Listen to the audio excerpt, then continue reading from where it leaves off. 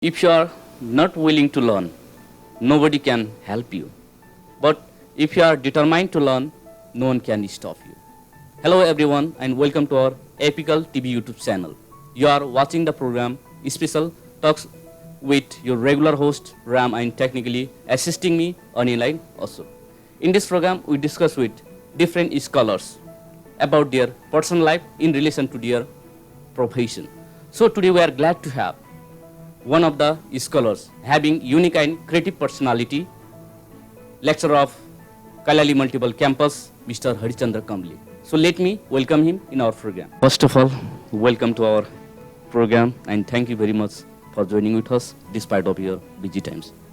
Thank you, Ramji, and your team. How are you feeling, sir?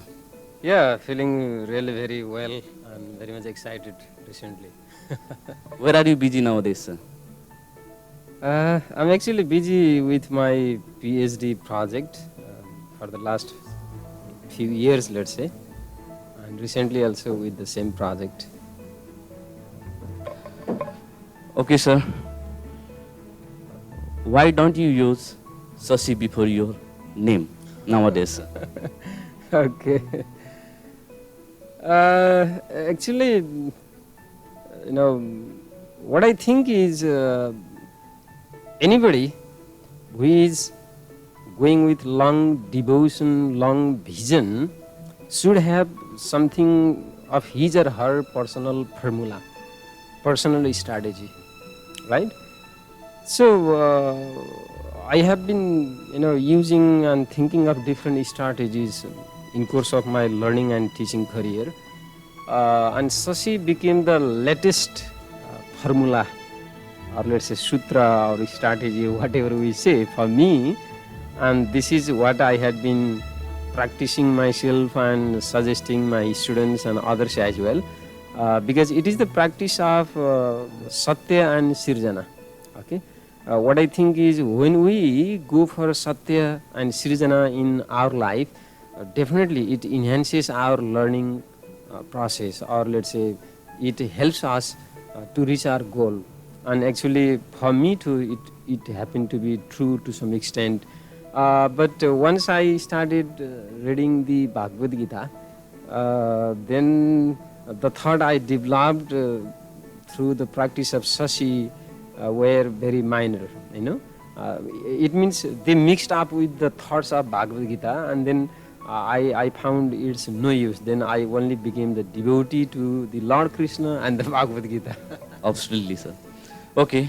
Recently, I have visited Macau in Thailand. How was your visit and why did you go there? Yeah, you are right. And it was also the result of Sashi Sadhana, I say, because I had been imagining a presenting paper, at the international conference. Actually, I went to Macau to present a paper to the international program organized by Asia TEFL. And yes, of course, it was very exciting. I had dreamed of going abroad for some years, and this time I became successful. And yes, I got the taste of the development, modernizations, okay, and standard in, higher institutions and, introduction to many international experts. And yeah, really exciting when you think of Macau. And Thailand too, I stayed there for some days as a tourist, okay. And yes, it was very surprising. I thought Thailand is not so developed, but when I visited some parts there, yeah, I found it highly developed, okay. However, there is the king as the head of the state. So, development is different. Who rules, okay. That's it. It doesn't matter perhaps. The visionary, and different planning policies, if things are there and development is not that far, okay, I realized. Really interesting, sir. Okay, sir. How do you differentiate your present life with your childhood, sir? Childhood and present, I didn't feel so different, because, yes, because honestly, from childhood, whatever was assigned, whatever happened to come in life, that I struggled and faced. And life is sort of struggle, but with hope. Hmm? So it's going on. Yeah. Where were you born actually, sir? Lamjung, Chiti in the past. Now we say Besisar municipality, the headquarters of Lamjung district. And I got my school education from government school there. Family is the first school and parents are the first teacher. But where did you start your formal education and where does it reach now? Yeah, you're absolutely right. Family is the first school, and I really respect, salute my parents and grandparents who taught me a lot, actually, these cultural aspects. Okay. So I had my grandparents for long, they lived long, 90 plus, and I still have my, mom and dad, my parents. My father is really very religious personality, and they taught me a lot. They are still teaching me, and I'm learning a lot from them. So I started my school from my home village. It's nearby that Lamjung Besisar Chiti, and then after schooling I went to Chitawan. Okay, there at Saptagandaki multiple campus. I did my intermediate and bachelor's and masters from Kirtipur TU University. And I did both, first MA in English and later on MA in English literature. So yeah, now as you know, my PhD relating English language teaching to the Bhagavad Gita is going on. You are not doing a PhD in English, although you are the English lecturer. What is the reason of choosing those religious subjects? Yeah, but this is the question people often ask me, and on the surface it looks quite different or odd as well. But my realization is that after having 2 degrees in English, after learning many contemporary literary and philosophical theories, and then when I started studying the Bhagavad Gita, what I realized is that whatever we studied through English, these ideas are commonly found in the Bhagavad Gita. And I also studied or heard from some other experts that Bhagavad Gita is such holy text that contain the wisdom related to different fields. They said, and I also found the same there. Then I had a thought. Then if it is the reality, isn't it my duty to explore, those modern literary critical theories into the Bhagavad Gita, and justify that, yes, in literary and critical theories also, we have there the thoughts in the Bhagavad Gita. Then with this great, or let's say grand vision, I emerged into the project of my PhD relating, English teaching or literary theories to the Bhagavad Gita. So how do you come in teaching profession, sir, in teaching sectors, sir? Actually, I didn't know, before I started teaching that I would be a teacher, or, it is by context, by chance, let's say, because I had to have a job to support myself in my teaching career, and teaching was a easy, job. That's why I started, let's say. And then once I started, then I enjoyed and I found it very much interesting job to explore different dimensions of teaching and learning and knowledge, Most of the teachers take teaching as their job or occupations. But on the other hand, we have profession also. How do you relate this job, occupation or profession also? And what qualities teachers should have to be a professional teachers? This is really very important questions, as your channel is also concerned with educational aspects, because in the context of Nepal, teachers still are unaware of whether they are simply job holder or professional teacher.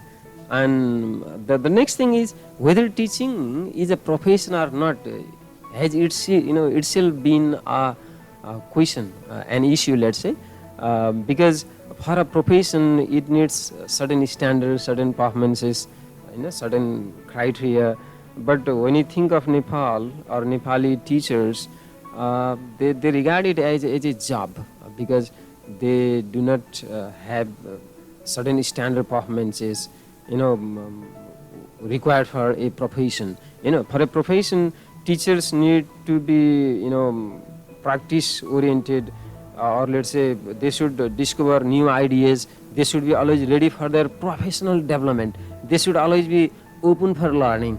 Okay, they should be research oriented.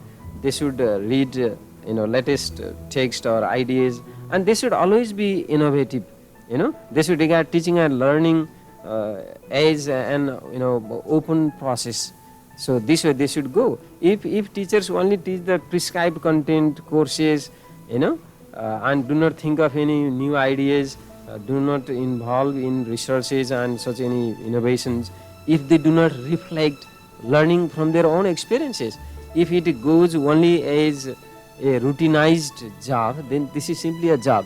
So I regard most of the teachers in Nepal, including English teachers, only as a job holder, not the professional. So we need to do a lot in this field, and perhaps thank you for your channel, because you are raising very important questions, and the nation also should take it seriously, and all those institutions involved in education also regard it very seriously, how we can make teaching a profession. Since 2 decades of your life, sir, you have been involved in teaching learning process. What type of relationship should be between teachers and students? Because most of the teachers try to keep gap between teachers and students, and we have to try to maintain the rapport relationship between teacher and students. So why is it necessary, and how could we maintain the relationship between teachers and students?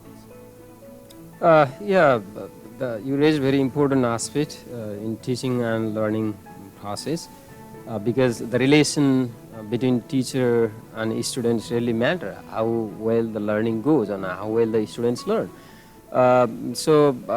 Okay, my experiences tell me, and that I would like to share among others, that there should be very much amicable, very friendly, very open relation between teachers and students.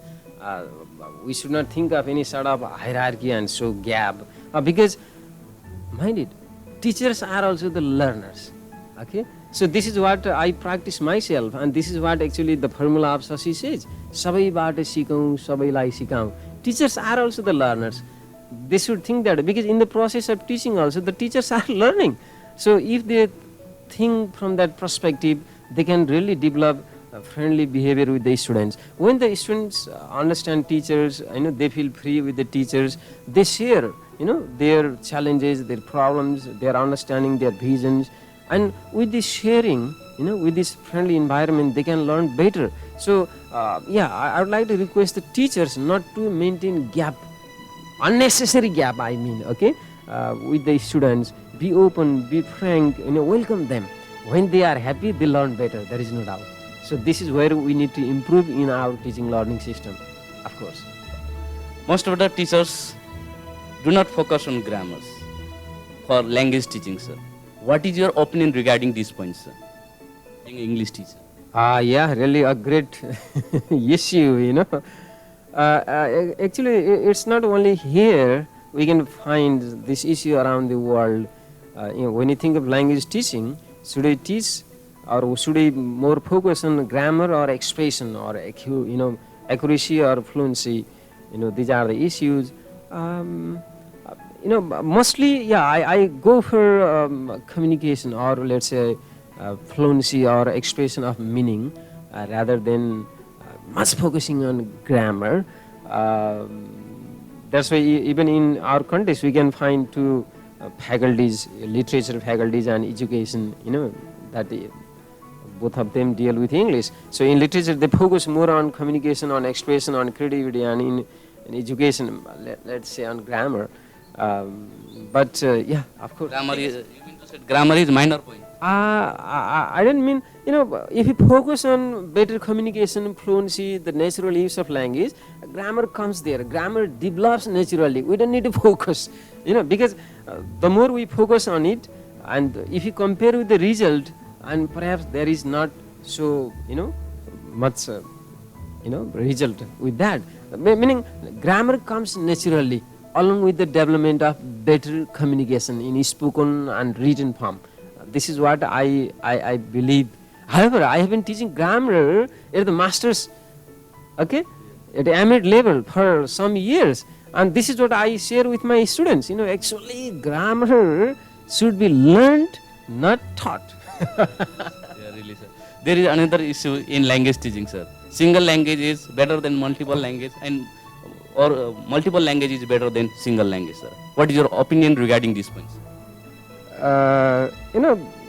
It's good to learn many languages, to be multilingual. There is no doubt, because languages themselves are the storehouse of knowledge, right? And they are also related with culture. Being familiar with different language means being familiar with different culture. Every culture contains, their own heritage of knowledge. So, yeah, okay. It's good to focus on multilingual practices. There is no doubt. There is something, insightful, something to gain in every language. So, if possible, it's good idea. However, it should be goal oriented. If you are learning or teaching any language, why? For what purpose in your life? Okay, it matters. Today we have discussed with one of the scholars having unique and creative personality, Mr. Chandra Kamali, lecturer of Kailali Multiple Campus. Thank you everyone for watching our program, and thank you very much to Anil and Ashok for their technical support. So don't forget to like, comment and subscribe to our Epical TV YouTube channel for more updates. Thank you. Stay with us.